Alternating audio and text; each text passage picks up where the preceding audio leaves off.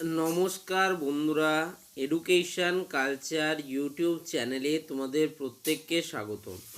তো তোমরা যারা ম্যাকাউট অর্থাৎ Maulana Abul Kalam Azad university of technology স্টুডেন্টরা রয়েছো, তো তোমাদের যে মার্কস ক্যালকুলেশন, মূলত সিএর মার্কস ক্যালকুলেশন নিয়ে আলোচনা করব।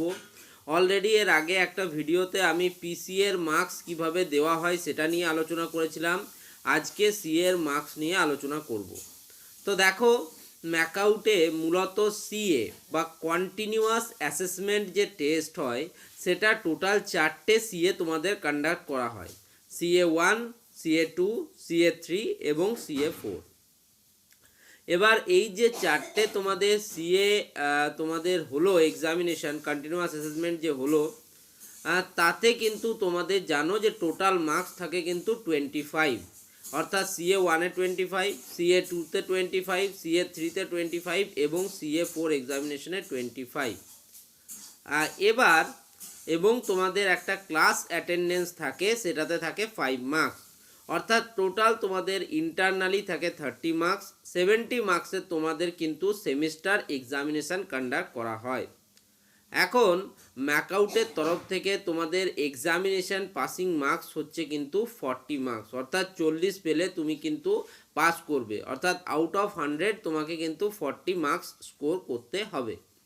ওকে, তো এই যে 40 মার্কস তোমাদের স্কোর করতে হবে, তার মধ্যে থেকে তোমাদের 25 নম্বরের কন্টিনিউয়াস ইভ্যালুয়েশন বা কন্টিনিউয়াস অ্যাসেসমেন্ট যেটা হলো, তো চলো একটা উদাহরণ সহযোগে আমরা সেটা দেখার চেষ্টা করি।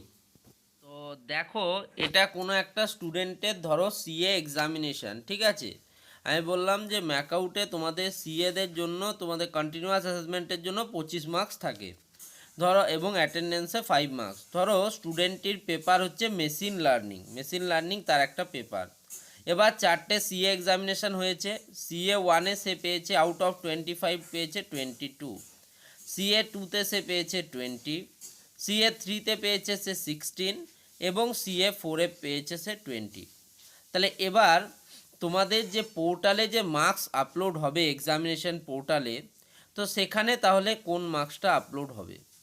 দেখো, আগে যেটা বলা হতো যে তোমার যে হায়েস্ট মার্কস তুমি যেটা পেয়েছো, আগে যেটা হতো সেই হায়েস্ট মার্কসটাই কিন্তু তোমাদের যে রেজাল্ট সেখানে কিন্তু সেটা ক্ল্যারিফাই হতো, ঠিক আছে।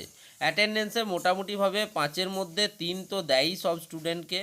খুব বেশি হলে, খুব মানে যদি অ্যাটেন্ডেন্স ঠিকঠাক থাকে, তাহলে 4 মার্কস পর্যন্ত স্কোর করা যায়। তো এই যে CA1 এক্সামিনেশানে সে 22 মার্কস পেয়েছে, এটাই কিন্তু আগে যদি হতো তো এই মার্কসটাই কিন্তু নেওয়া হতো। কিন্তু এখন যেটা বলা হচ্ছে, তোমাদের বেস্ট অফ 2 যেটা তুমি পেয়েছো, বেস্ট অফ 2 তার কিন্তু অ্যাভারেজ হবে। বেস্ট অফ 2 মানে কি?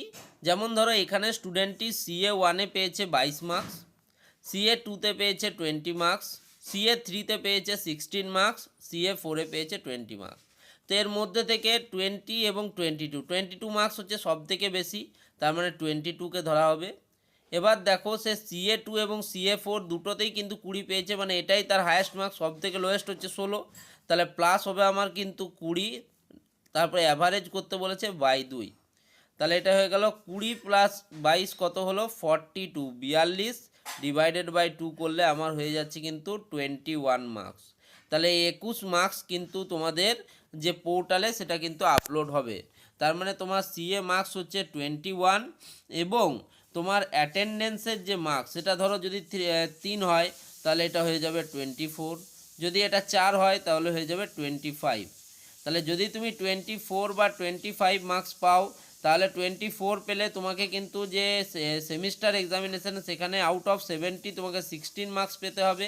আর যদি তুমি 25 পাও তাহলে আউট অফ 70 তোমাকে 15 মার্কস পেতে হবে। তো এইটুকু মার্কসও কিন্তু স্টুডেন্টরা পাচ্ছে না। এটা কিন্তু সত্যি একটু ভাববার বিষয়। এতেও কিন্তু স্টুডেন্টদের ব্যাকলগ বা সাপ্লি আসছে, এত ভুরি পরিমাণ কিন্তু ব্যাকলগ বা সাপ্লি আসছে।